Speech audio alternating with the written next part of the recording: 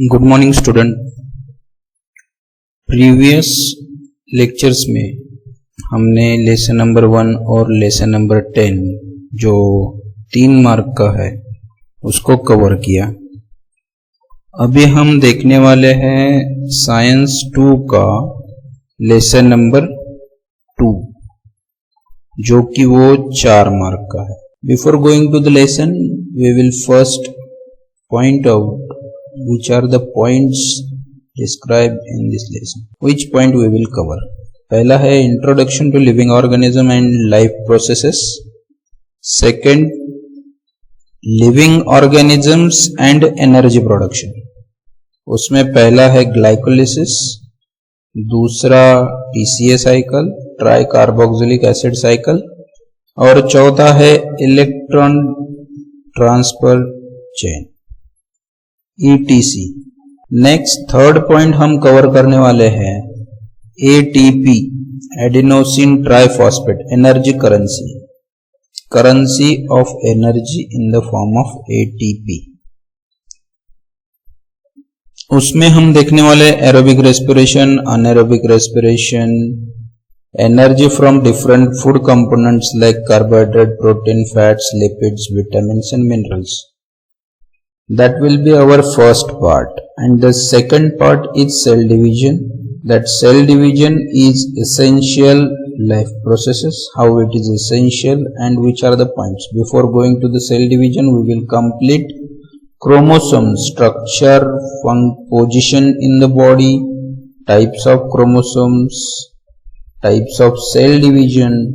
Types of cell division, two types, karyokinesis and the cytokinesis. Karyokinesis is again divided into two, mitosis and meiosis. Mitosis में 4 step है, prophase, metaphase, anaphase, telophase. meiosis में भी वही step है लेकिन थोड़े अलग है, नाम वही है। meiosis is divided into meiosis 1 and meiosis 2. Meiosis 1 is prophase 1, that is 1 to 5. There are again subdivisions. Prophase, metaphase 1, anaphase 1, telophase 1. Meiosis 2 is like mitosis, that is prophase 2, metaphase 2, anaphase 2, telophase 2. And the last one is experiment showing stages of cell division. Okay, so now move on to the lesson. Lesson number 2, life processes in living organisms, part 1. There are some questions given in our book. How are the foodstuff and their nutrient contents useful for our body? तो हमारे body के लिए जो खाना है वो कैसे useful है? तो food stuff and their nutrients are required for normal function of body. Carbohydrate and fats provide energy while proteins are the structural components of cell. Proteins are responsible for building and repairing body tissue. Proteins are used to make amino acids, hormones and so many other chemicals in our body. And the third part and the fourth part is the vitamins and minerals, which are protective and regulative nutrients. In that way, nutrients are useful for our body. Now we will move on to the next question. What is the importance of balanced diet for body? So the answer is the balanced diet helps in proper growth of our body. Proper growth of our body, हमारे body का पूरा growth होने के लिए balance diet बहुत जरूरी है. Next, balanced diet increases immune system to resist or fight disease. किसी भी डिसीज के साथ लड़ने के लिए हमारे अंदर एक लाइफ प्रोसेस है, एक सिस्टम है जिसका नाम है इम्यून सिस्टम, और इस इम्यून सिस्टम की ताकत बढ़ाने का काम ये बैलेंस डाइट करता है। So third is increase the capacity by providing energy. Energy बढ़ाने का काम, एनर्जी प्रोवाइड करेंगे और उससे हमारे बॉडी की कैपेसिटी बढ़ेगी।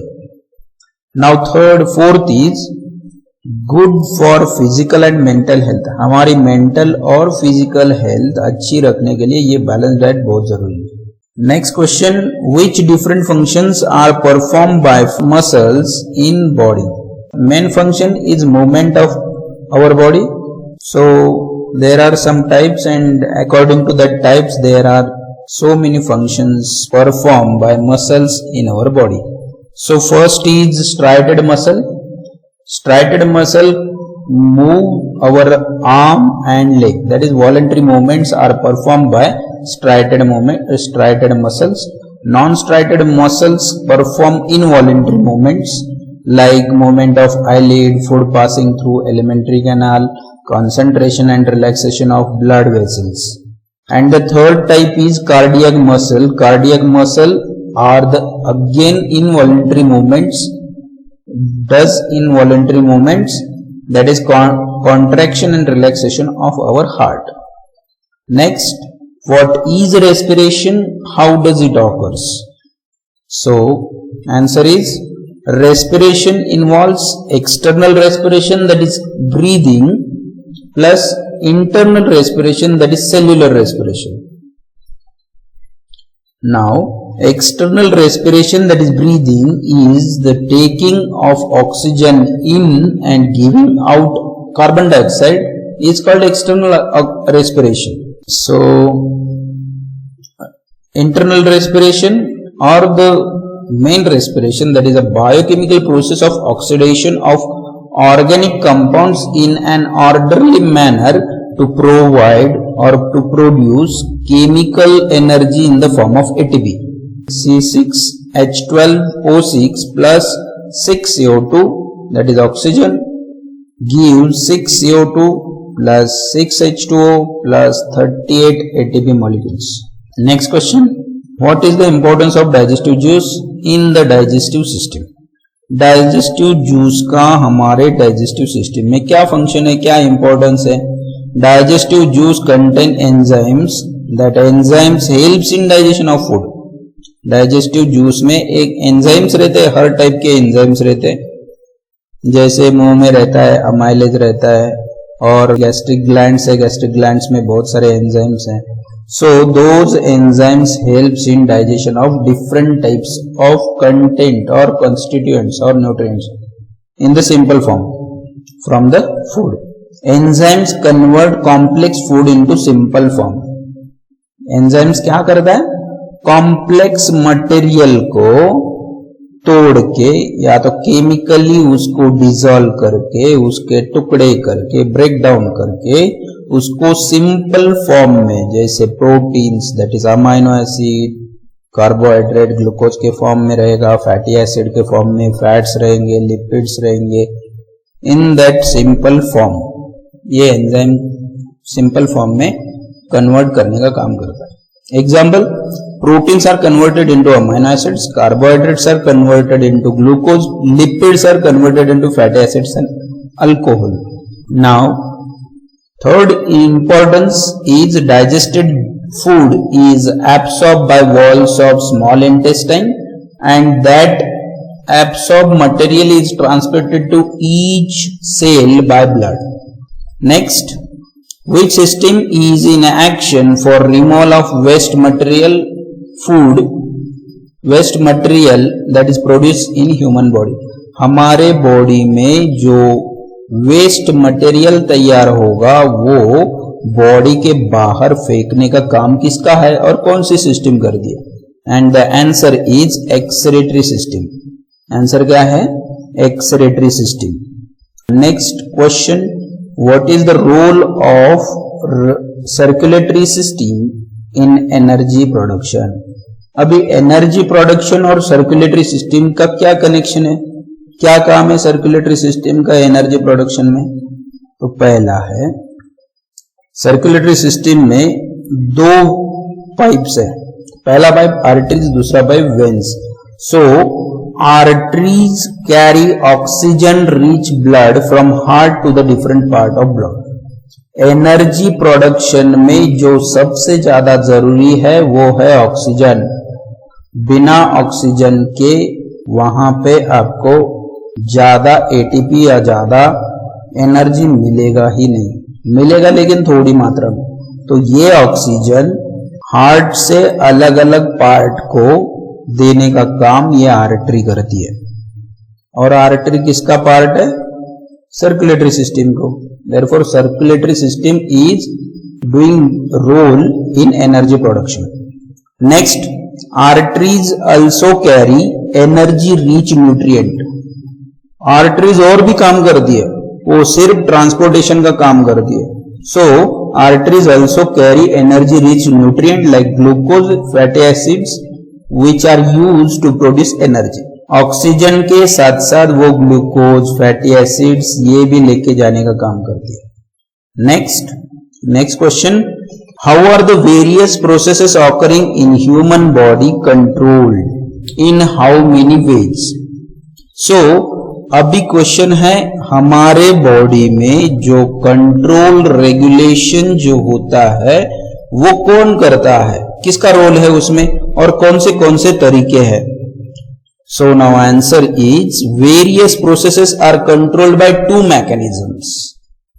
पूरे बॉडी में बहुत सारे control and regulation, control and coordination is done by two methods और two mechanisms. First is nervous control and second is chemical control. Nervous control is done by brain, spinal cord and nerves. And the chemical control is done by hormones. We have studied brain, spinal cord and nerves, also hormones in lesson number 16 in 9th standard. So, if your concept are not clear, मुझे बताओ, मुझे message करो, मैं आपको वापस वो explain करूंगा 9th का वीडियो में. Okay. Next, living organisms and life processes. Various organ systems, external and internal organs are continuously performing their functions in our body. हमारे बॉडी में organ system, internal external organs, सब लोग अपना अपना काम पूरे कोऑर्डिनेशन के साथ कंटिन्यूअसली कर रहे हैं.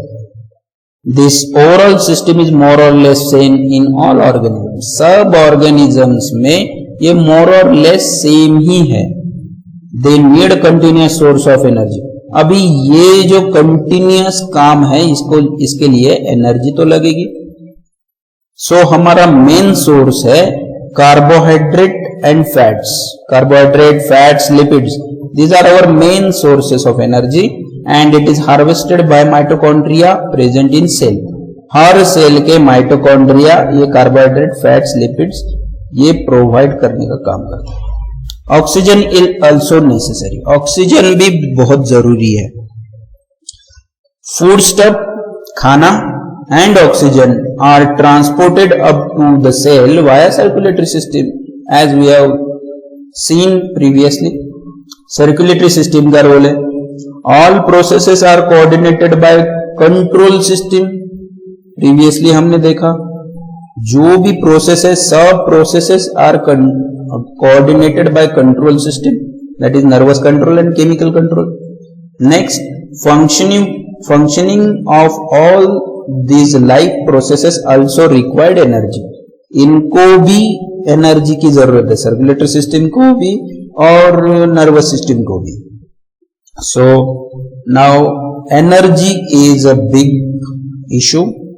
अब ये एनर्जी कहां से मिलेगा, कैसे मिलेगा, कितना मिलेगा, क्यों मिलेगा, कहां पे उसको इस्तेमाल करना है, कौन जाकर देगा, इसके सब के आंसर हम अभी देखने वाले हैं.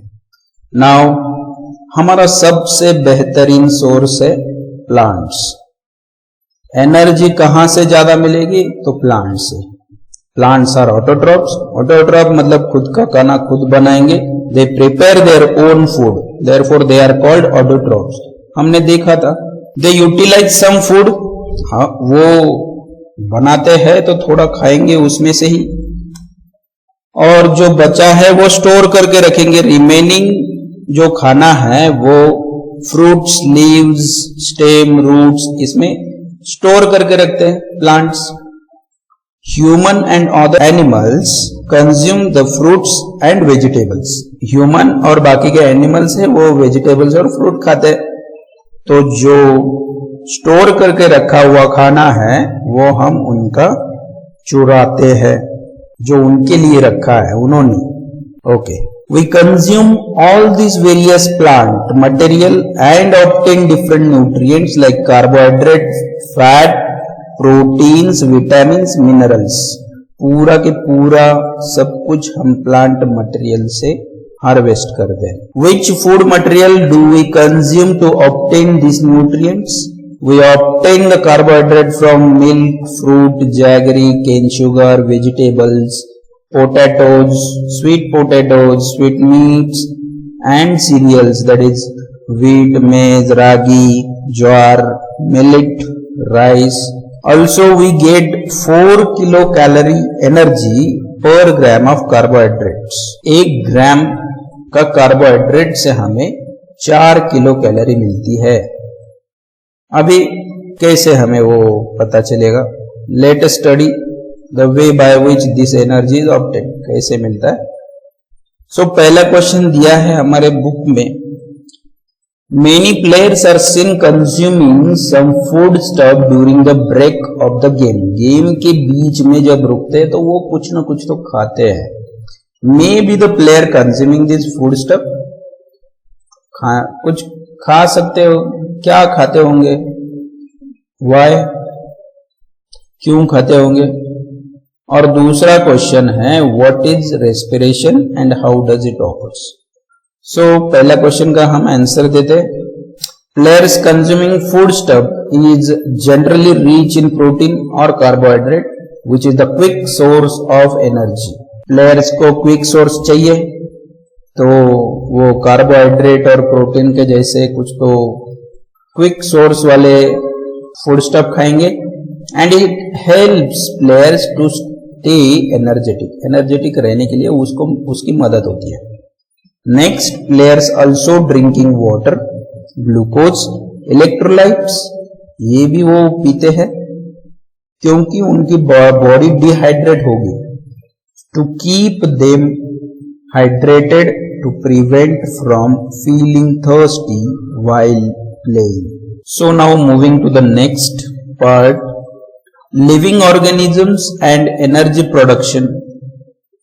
ये जो डायग्राम आप देख रहे हैं, ये डायग्राम में बहुत सारे लेबल्स हैं एंड आपको इन लेबल को आइडेंटिफाई करना है। If you are not been able to label this diagram, I will give you the answers. So observe and label the diagram given besides in the living organism. आप ये देख लो और label करो, नहीं आता है तो मैं आपको मदद करता हूँ।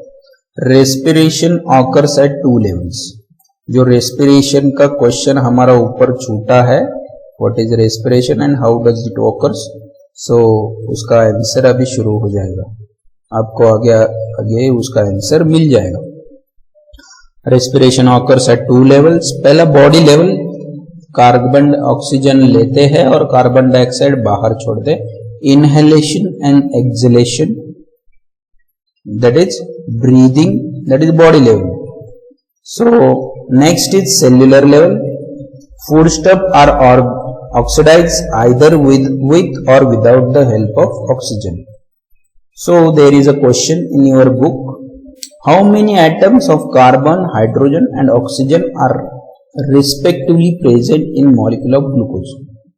ग्लूकोज के एक मॉलिक्यूल में कार्बन कितने, हाइड्रोजन कितने, ऑक्सीजन कितने। सो पहले हमें molecular formula of glucose, glucose का मॉलिक्यूलर फॉर्मूला है C6H12O6। सो ऑब्वियसली वो नंबर जो है सब्सक्रिप्ट ने जो नंबर दिया है वो नंबर उस एटम का नंबर रहेगा। So in glucose molecule 6 carbons, 12 hydrogens, 6 oxygens are present. Answer is ready. So इसके लिए आपको ग्लूकोज का मॉलिक्यूलर फॉर्मूला पता होना बहुत जरूरी है। Next, which type of chemical bonds are present between all these atoms? Glucose के कार्बन, हाइड्रोजन, ऑक्सीजन इनके बीच में कौन सा बॉन्ड है? So answer is covalent bonds. Carbon, hydrogen, oxygen इनके बीच में कोवैलेंट बॉन्ड रहता है। In terms of chemistry, what happens actually when a molecule is oxidized? Chemistry के हिसाब से, in the words of chemistry, in the terms of chemistry, chemistry के sentence में आप ये कैसे बता सकते हो कि मॉलिक्यूल इज ऑक्सीडाइज? कोई भी मॉलिक्यूल उसका ऑक्सीडेशन हो चुका है। तो केमिस्ट्री के एंगल से अगर देखा जाएगा तो हम ऐसे बोल सकते हैं, when a molecule is oxidized, it loses electron and gains a positive charge. सिर्फ इतना ही आंसर है, it loses electron and gains positive charge. That is the chemistry term. हम ऑक्सीडेशन भी बोल सकते हैं और ऐसे भी बोल सकते हैं। चलो next, carbohydrates of the food that we consume every day are mainly utilized or used for production of energy required for daily need. जो कार्बोहाइड्रेट हम खाने में से खाते हैं एवरीडे, तो उसका यूज हमें डेली जरूरतें पूरी करने के लिए उसका यूज होता है। This energy is obtained in the form of ATP, adenosine triphosphate. For this purpose glucose, a type of carbohydrate, is oxidise. Oxidise मतलब क्या बोला? Oxidise step by step in the cells and this is called cellular respiration. So पहला हमारा body level that is breathing, और cellular level that is ATP के form में energy release होना। Cellular respiration occurs among the living organism bye 2 methods. 2 method से cellular respiration हो सकता है। पहला aerobic respiration in presence of oxygen, oxygen की जरूरत पड़ती है वहां पे, और दूसरा है अनएरोबिक रेस्पिरेशन जिसमें ऑक्सीजन की जरूरत नहीं पड़ती। अभी जिसमें ऑक्सीजन की जरूरत पड़ती है वो है एरोबिक रेस्पिरेशन, जिसमें glucose is oxidise in 3 step. Glucose 3 step में ऑक्सीडाइज होता है। Glycolysis, tricarboxylic acid cycle, electron transfer chain reaction, ETC reaction. So we will see glycolysis. Glycolysis is the process occurring in cytoplasm. Cell में, किसी भी cell में 2 part रहते, एक nucleus का पार्ट और न्यूक्लियस छोड़ के बाकी पार्ट। तो न्यूक्लियस का पार्ट हो गया न्यूक्लियोप्लाज्म, और न्यूक्लियस छोड़ के बाकी जो एरिया है वो है साइटोप्लाज्म। तो ग्लाइकोलाइसिस न्यूक्लियस के बाहर होता है, therefore it is called as cytoplasm. Cytoplasm में ग्लाइकोलाइसिस का प्रोसेस होता है। A molecule of glucose is oxidized step by step, and 2 molecules of pyruvic acid, 2 molecules of ATP, 2 molecules of NADH2 and water are formed. ठीक है, molecules of pyruvic acid formed in the process are converted into molecules of acetyl coenzyme A.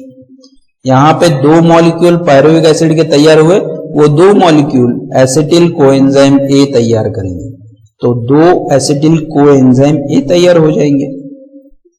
In that process 2 molecules of CO2 are release during this process. उसमें 2 molecule carbon dioxide के 2 molecule तैयार होंगे। जब हमने अभी देखा था NADH2 दिखाया था, तो 2 सबस्क्रिप्ट में नहीं था, तो अभी मैंने सबस्क्रिप्ट में डाला है। CO2 का भी 2 नीचे होना चाहिए था, वो भी अभी किया है मैंने। So our next process is TCA cycle, tricarboxylic acid cycle. Both molecules of acetyl coenzyme A, 2 molecule तैयार हो गए ऊपर ग्लाइकोलिसिस में, तो वो दो एसिटिल कोएंजाइम A तैयार होंगे पायरुविक एसिड से। तो it will enter, acetyl coenzyme A enters the mitochondria. TCA cycle operated on acetyl coenzyme A in mitochondria. Acetyl part of acetyl coenzyme A is completely oxidized through this cyclical process. बहुत बड़ा cyclical process है, इसके लिए वो detail में आपको यहाँ पे नहीं दिखाया, सिर्फ cyclical process इतना ध्यान में रखिए। And carbon dioxide, water, NaDH2, FADH2 are derived और ऑब्टेन, ये हमें TCA साइकिल से मिलेगा।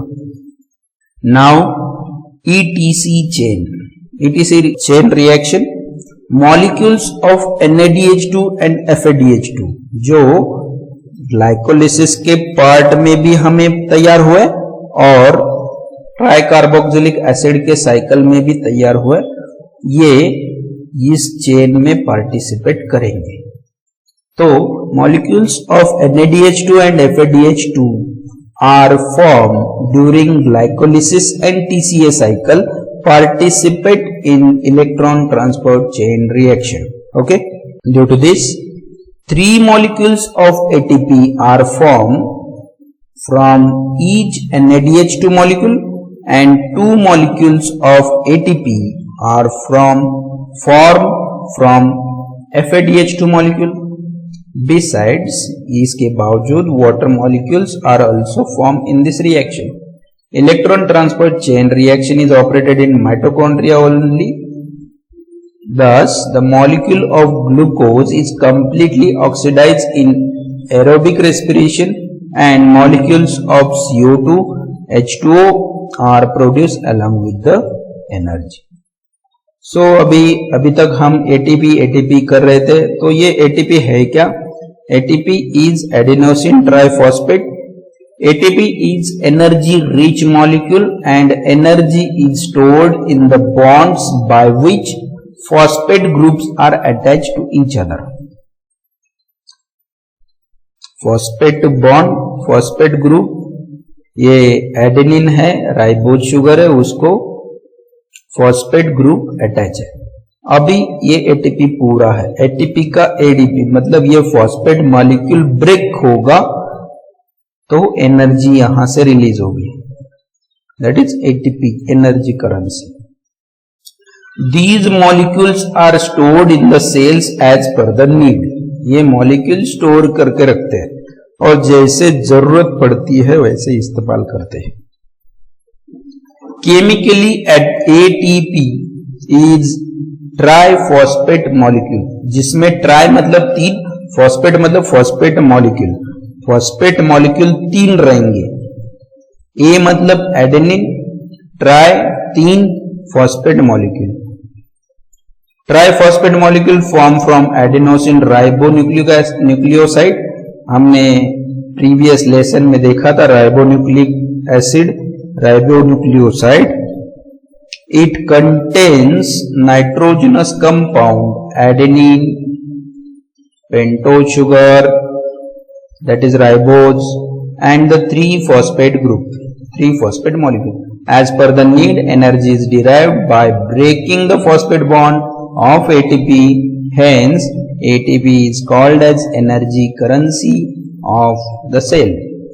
NaDH2, यहाँ पे भी ये 2 जो है वो सबस्क्रिप्ट में चाहिए, हम उसको सबस्क्रिप्ट में करते हैं, मतलब नीचे चाहिए। NaDH2 nicotine amide iodine dinucleotide, flavin adenine dinucleotide, both the enzymes are formed in the cells and used in cellular respiration. ये enzymes जो है वो cellular respiration में इस्तेमाल कर. अभी हमारा नेक्स्ट टॉपिक जो बहुत ही फेमस रहता है कि हमें फास्टिंग और भूख लगती है. फास्टिंग के टाइम पे क्या होता होगा, भूख लगने के टाइम पे क्या होता होगा. तो if there is insufficient amount of carbohydrate, अगर हमारे पेट में खाना नहीं है, इनसफिशियंट कम है in our body due to exceptional conditions like fasting and hunger, fasting और हंगर के टाइम पे, भूख लगने के टाइम पे, और हम अगर उपवास रखते हैं तो उस टाइम पे then the lipid and proteins are used for energy production. Carbohydrate के बदले में लिपिड और प्रोटीन जो हमारे बॉडी में है उससे एनर्जी तैयार की जाती है. In case of lipids they are converted into fatty acids whereas proteins into amino acids. Lipids का कन्वर्जन फैटी एसिड्स में होगा और प्रोटीन्स का कन्वर्जन अमाइनो एसिड्स में होगा. Fatty acids and amino acids are again converted into acetyl coenzyme A and the same process goes on. Energy is obtained through complete oxidation of acetyl coenzyme A by the process of Krebs cycle in mitochondria. Mitochondria में जो Krebs cycle, TCA cycle है उससे वापस energy तैयार की जाएगी. So now we will move on to the next part, energy production in microorganisms through anaerobic respiration.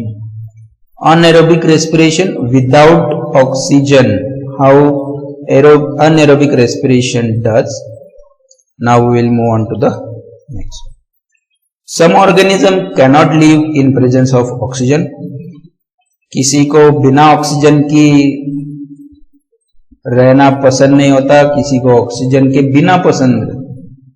तो oxygen के साथ ना रहने वाले लोग हैं bacteria. They have to perform anaerobic respiration for energy production. Steps, energy production के steps. Glycolysis is incompletely oxidised and less amount of energy is obtained. Fermentation, pyruvic acid, fermentation में पायरुविक एसिड से fermentation होगा. यहां पे aerobic respiration का देखो, carbohydrate से glycolysis होगा और पायरुविक एसिड से एसिटिल कोएंजाइम ये तैयार होगा. और अगर खाना कम है तो लिपिड का फैटी एसिड तैयार हो गए, एसिटिल कोएंजाइम ये तैयार होगा. प्रोटीन का अमाइनो एसिड तैयार होकर एसिटिल कोएंजाइम ये तैयार होगा और बाकी प्रोसेस सेम रहेगा. यहां पे अनएरोबिक रेस्पिरेशन में ग्लूकोज से ग्लाइकोलाइसिस तैयार होगा, ग्लाइकोलाइसिस से पायरुविक एसिड तैयार होगा, पायरुविक एसिड से fermentation, both the process fermentation तैयार होगा. चलो next. Pyruvic acid produced through glycolysis is converted into other organic acids or alcohol with the help of some enzymes. कुछ एंजाइम के साथ वो पायरुविक एसिड से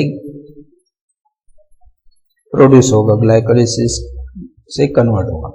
If there is a depletion in oxygen level in the surrounding, some higher plants, animals and aerobic microorganisms also perform aerobic respiration. For example, seeds.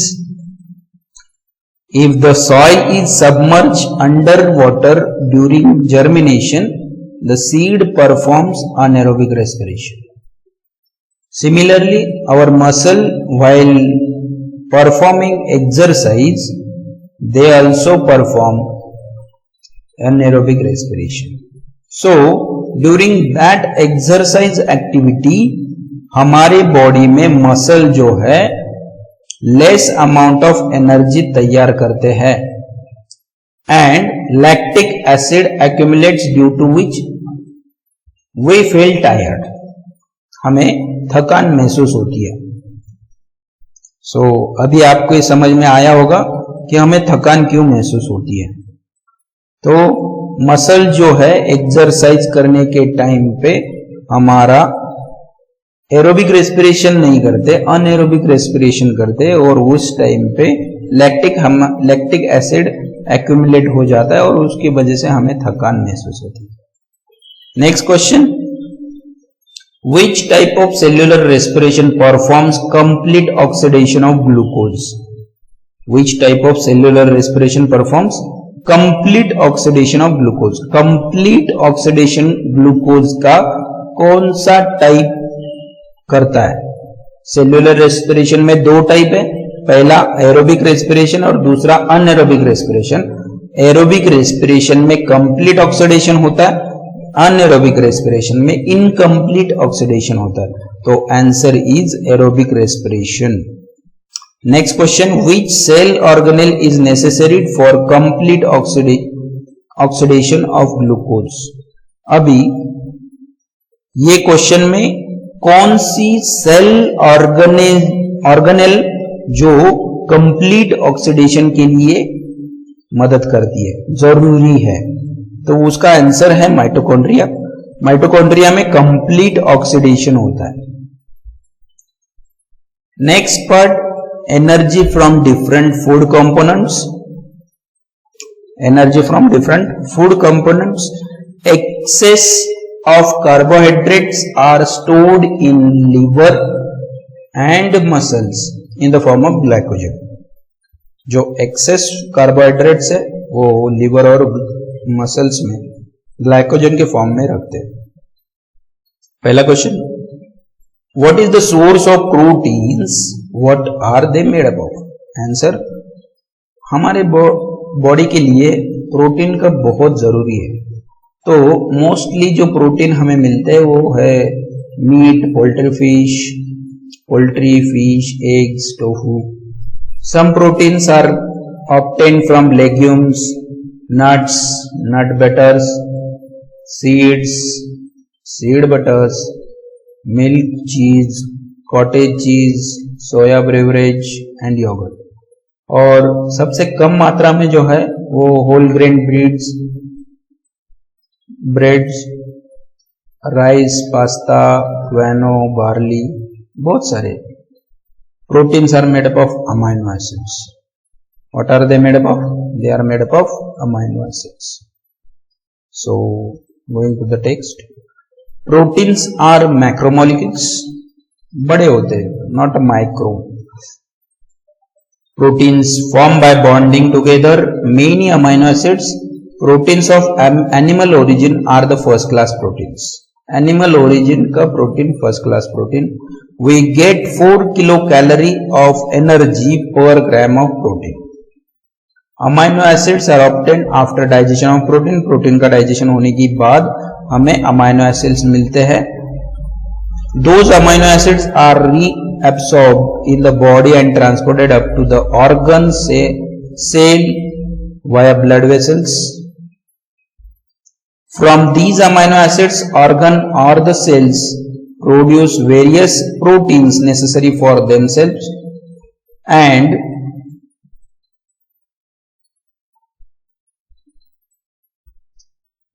and the whole body.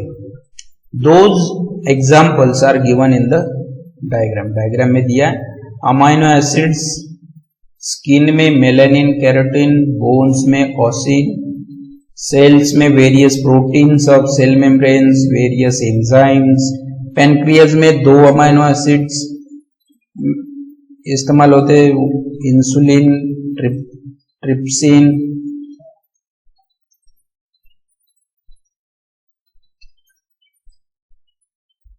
Next, pituitary gland में various hormones, muscles में actin, myosin, blood में haemoglobin, antibodies. These are some examples. Next, excess amino acids का क्या होता है? Excess amino acids are not stored in body, किधर भी store नहीं करते, तो उसका क्या होता है? They are broken down and the ammonia form is eliminated from our body. बाहर फेंक दिया जाता है अमोनिया के फॉर्म में। अगर जरूरी है, if necessary, the excess proteins are converted into useful substances like glucose and through the process of glycogenesis. Glycogenesis के प्रोसेस से प्रोटीन्स का कन्वर्जन ग्लूकोज में किया जाता है. Proteins, plants produce the necessary amino acids from minerals de novo and thereby produce different proteins. An enzyme Rubisco present in the plant chloroplast is the most abundant protein found in nature. Next, from where do we obtain the lipids? Lipids कहां से मिलता है? The substance formed by specific chemical bond between fatty acids and alcohol are called as lipids. Lipids क्या है? These are the substance obtained from specific chemical bond between किसके बीच में?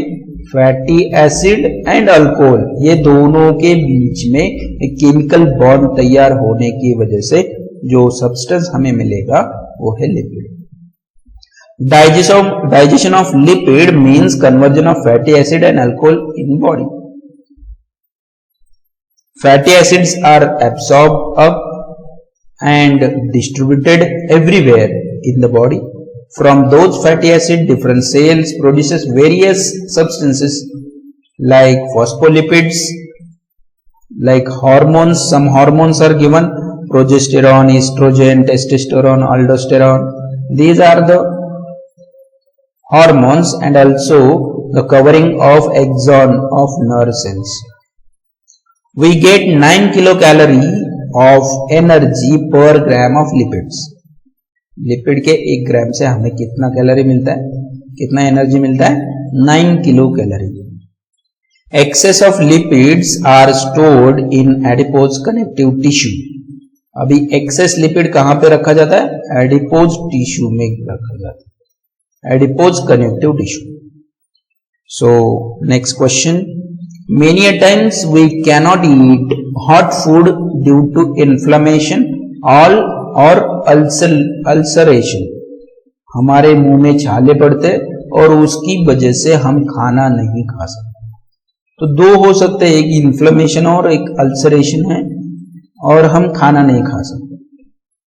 तो पहला इन्फ्लेमेशन देखें. Inflammation it may arise due to accidental injury to mouth. Inflammation सूजन आ सकती है, मार पड़ी या लगा, उधर एक्सीडेंट हो गया, लग गया, तो वहां पे डिस्कम्फर्ट तैयार होता है कि हम वहां से खाना नहीं खा सकते. Next is ulceration. Ulcer it may arise due to stress, deficiency मतलब कमी, deficiency in folic acid, iron, zinc or vitamins like riboflavin, that is vitamin B12. अभी इन्फ्लेमेशन और अल्सरेशन समझ में आया. अभी हम खाना क्यों नहीं खा सकते? ये जो इन्फ्लेमेशन है और अल्सरेशन है, मतलब छाले जो हमारे बॉडी में, माउथ में, ये डिस्कम्फर्ट तैयार करते हैं. Discomfort while eating. Therefore, we cannot eat. Next question. Some person experience difficulty in night vision since their childhood or adolescence. Difficulty in night vision, that is night blindness. A disease called night blindness is difficulty in night vision. Night blindness basically caused by deficiency of vitamin A. Vitamin A क्या है? It is a retinol, दूसरा नाम उसका retinol है. अभी ये क्यों जरूरी है? रेटिनॉल का इंटेक, रेटिनॉल लेना या विटामिन ए हमें हमारी बॉडी के लिए क्यों जरूरी है? पहला है, अभी हमने देखा the process of vision, specially night vision, male and female reproductive organs development होने के लिए, for proper development of embryo in the वूम, mummy के पेट में जो एम्ब्रियो है फीमेल रिप्रोडक्टिव ऑर्गन में, वो डेवलप होने के लिए विटामिन ए बहुत जरूरी है. Growth and development of our body. Next, genetic regulation of cell and tissue which are needed for reproduction. Reproduction के टाइम पे जेनेटिक रेगुलेशन बहुत जरूरी होता है। इम्यून फंक्शन में बेसिकली बहुत इफेक्टिव है vitamin A. It helps to protect against infections by ensuring effectiveness of mechanical barriers. Skin और म्यूकोसा, इससे हमें इन्फेक्शन ना हो इसके लिए स्किन और म्यूकोसा को इफेक्टिव बनाने के लिए विटामिन ए बहुत जरूरी है। दूसरा है increase production of lymphocyte. Lymphocyte का प्रोडक्शन इंक्रीज होना चाहिए हमारी बॉडी में। नेक्स्ट, अभी विटामिन ए बढ़ने के लिए हमारे पास क्या क्या सोर्स है? The richest food source of perforated vitamin A, perform vitamin A is liver, and with considerable amount also found in egg yolk, whole milk, butter and cheese. Pro-vitamin A, that is carotenoids, beta carotene are found in carrots, yellow and dark green leafy vegetable like spinach, kale, broccoli, various fruits, pumpkin, apricot, melon and palm oil. Okay. Now we will move on to the next topic, that is vitamins. Vitamins are the heterogeneous compound. There are 6 main types: A, B, C, D, E and K. उसमें से fat soluble A, D, E and K, water soluble B and C, vitamin B and vitamin C। हमने previously देखा था FADH2। Now again I have to make it subscript।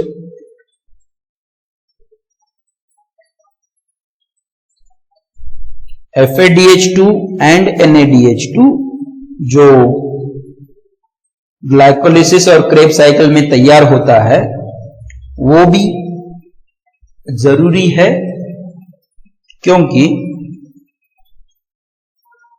Vitamin riboflavin, that is vitamin B2 produces FADH2, and nicotinamide vitamin B5 produce NADH2।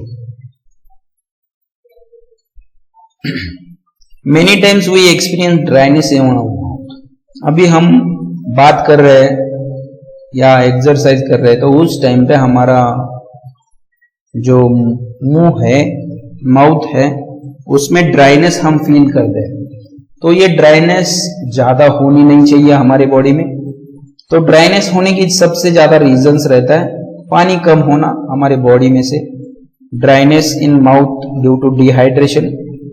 Dehydration मतलब loss और removal of water from body is called dehydration. अभी ये dryness क्यों होता है? It is caused by when salivary glands in our mouth don't make enough saliva to keep mouth wet। हमारे body में, हमारे माउथ में salivary glands है, वो salivary glands proper saliva secrete नहीं करेगी क्योंकि बॉडी में से ही पानी कम हो रहा है। तो इसकी वजह से वो salivary gland saliva सिक्रीट करना कम करेंगे। ऐसी कंडीशन अगर ज्यादा बढ़ गई तो इसको भी एक डिफेक्ट माना जाता है। Dry mouth is also called as a xerostomia. It refers to the condition in which salivary glands in your mouth don't make enough saliva to keep your mouth wet। Xerostomia एक type का defect है। अभी इसके symptoms क्या क्या रहेंगे? It causes dried out और dry feeling in our mouth. It can also cause various symptoms like rough tongue, mouth sore, crack lips. अभी इसका सॉल्यूशन क्या है? Oral rehydration, that is ORS का पाउडर आपको किसी भी दुकान में मिलेगा, या तो फिर आप अगर घर पे बना सकते हो तो आप घर पे भी बनाने के लिए मैं बताता हूं। ओरल रिहाइड्रेशन सॉल्ट और solution, that is ORS is special combination of dry salts that is mix with the safe water. Safe water जो पानी है वो पानी स्वच्छ पानी चाहिए। ORS सॉल्यूशन 6 टेबल स्पून, हमारा जो नॉर्मल स्पून है खाना खाने का, वो 6 टेबल स्पून शुगर ले लो, आधा टेबल स्पून नमक ले लो और 1 लीटर पानी ले लो, मिक्स करो उसको, पूरा सॉल्ट और शुगर पूरा डिजोल्व होना चाहिए। अभी ये हो गया आपका ORS का सॉल्यूशन। अभी इसको इस्तेमाल कैसे करना है? Loose motions loses excess amount of fluids and salts. Loose motion के टाइम पे, डिहाइड्रेशन के टाइम पे, तो उस टाइम पे आपको ये ORS oral rehydration salt can be given to rehydrate the body. Body को रिहाइड्रेट करने के टाइम पे करने के लिए आप ये ORS का पाउडर दे सकते हैं। Drinking this solution will also help replacement of fluids that is essential salts lost during loose motions. Loose motion के टाइम पे आपका जो इसेंशियल सॉल्ट्स है वो लॉस्ट हो गया, उसको रिकवर करने के लिए भी बहुत इफेक्टिव होगा। Therefore, oral rehydration solution that is ORS is frequently given to the person experiencing loose motion. जो पर्सन लूज मोशन एक्सपीरियंस करता है उसको ORS का पाउडर बहुत किफायती इफेक्टिव होता है। Now our next question, we sweat during summer and heavy exercise. Actually सिर्फ समर में या हेवी एक्सरसाइज के टाइम पे ही नहीं, तो हमें स्वेटिंग हर टाइम पे आती है। अगर आप स्पेशली डैम्प एरिया में या किसी समुद्र के आसपास के एरिया में अगर रहते होंगे तो वहां पे आपको ये एक्सपीरियंस काफी बार आता होगा। Sweating is normal. स्वेटिंग को दूसरा भी नाम है दैट इज हाइड्रोसिस और पर्सपिरेशन। ये क्या काम करता है? It maintains our body temperature with surrounding. Surrounding के साथ हमारा बॉडी का टेम्परेचर मेंटेन रखने का काम ये स्वेटिंग करता है। कैसे? We sweat not only in summer during heavy exercise but also due to tension और due to effect of some diseases. हमें कभी कभी टेंशन के टाइम पे भी स्वेटिंग आता है, तो हमारे बॉडी का टेम्परेचर स्वेटिंग क्यों होता है? क्योंकि ड्यूरिंग समर और heavy exercise and other situations like tension our body temperature rises. हमारा बॉडी का टेम्परेचर ज्यादा बढ़ता है और our body maintains its temperature by sweating. वो टेम्परेचर जो बढ़ा है उसको मेंटेन करने के लिए हमारी बॉडी स्वेट करती है। तो पूरे बॉडी के तरफ पूरा स्वेट का पानी का लेयर तैयार होगा, तो वो बॉडी टेम्परेचर मेंटेन हो जाएगा। The sweat in turns evaporate and keeps our body cool. तो ये स्वेट इवेपरेट होता जाएगा और हमारी बॉडी कूल होती जाएगी। नेक्स्ट, इससे अभी एक क्वेश्चन है कि हमारे बॉडी में वाटर कंटेंट कितना रहना चाहिए? Our body contains 65 to 70% of water. हमारे बॉडी में 65 to 70% वाटर है। ईच सेल, हर सेल में 70% वाटर बाय वेट, 70% पानी रहना चाहिए, रहता है। Blood plasma contain 90% of water. Functioning of cell और the whole body will disturb if little loss of water will be done. अगर थोड़ा सा भी पानी कम होता है तो फंक्शनिंग डिस्टर्ब हो जाएगा। Therefore, water is essential nutrient. पानी बहुत ही essential nutrient है। Next, fibers are also essential nutrient. We cannot digest fiber, but these fibers help in digestion, also digestion of undigested food. ये जो फाइबर है वो हम डाइजेस्ट नहीं कर पाते, लेकिन डाइजेशन के लिए फाइबर्स बहुत हेल्प करते हैं। जितने फाइबर ज्यादा उतना हमारा डाइजेशन अच्छा होगा। और इजेशन, बॉडी के बाहर वेस्ट मटेरियल डालना, इसका भी तकलीफ कम हो जाएगा अगर आप फाइबर वाला फूड ज्यादा खाते हो तो ये फाइबर कहां से आपको ज्यादा मिलेंगे? We obtain the fibers from leafy vegetables, fruits and cereals. Thank you. Now there is next question. What are the symptoms of disease like night blindness, rickets, beriberi, neuritis, pellagra, anemia, scurvy? And I have answers with me. Night blindness symptoms: inability to see in dim or low light, कम रोशनी में हम देख नहीं सकते. Rickets, softening of bone soft हो जाते हैं, causing pain and fractures. Beriberi, pain in limbs, shortness of breath and swollen feet and legs.